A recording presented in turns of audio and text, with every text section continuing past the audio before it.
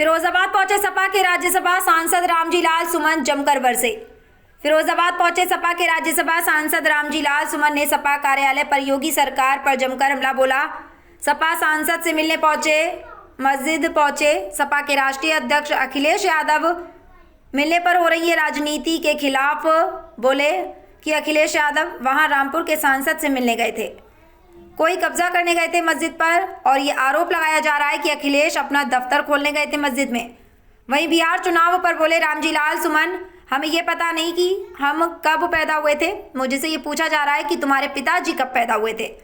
चुनाव आयोग कठपुतली बना हुआ है। भाजपा ये चाहता है कि प्रतिपक्ष का वोट ना पड़े, वंचित रहे वोट से।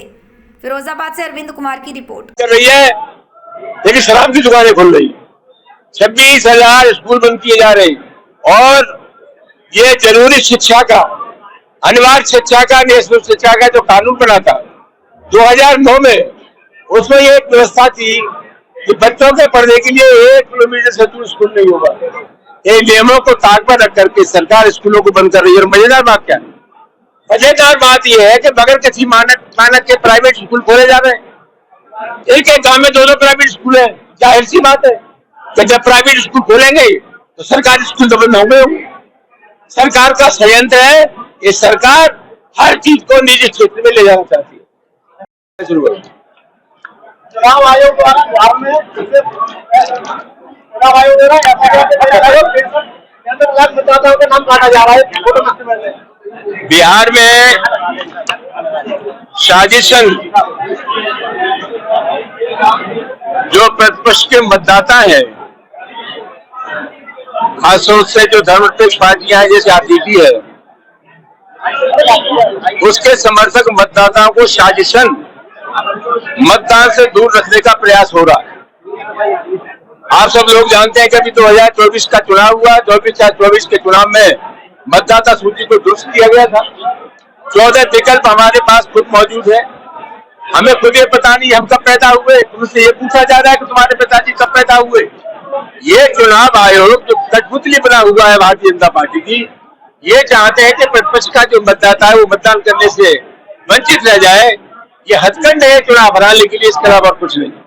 ब्रजेश पाठक ने कहा है कि अखिलेश यादव नेताधीन हो गए, उनकी कोई जगह नहीं है। किसने कहा है? ब्रजेश पाठक मुख्यमंत्री। मैं ब्रजेश पाठक की बुद्धि के लिए प्रार्थना ही कर सकता हूँ।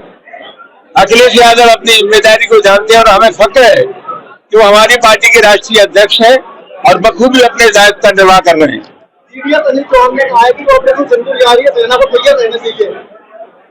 सेना कब तैयार नहीं थी? सेना तैयार थी।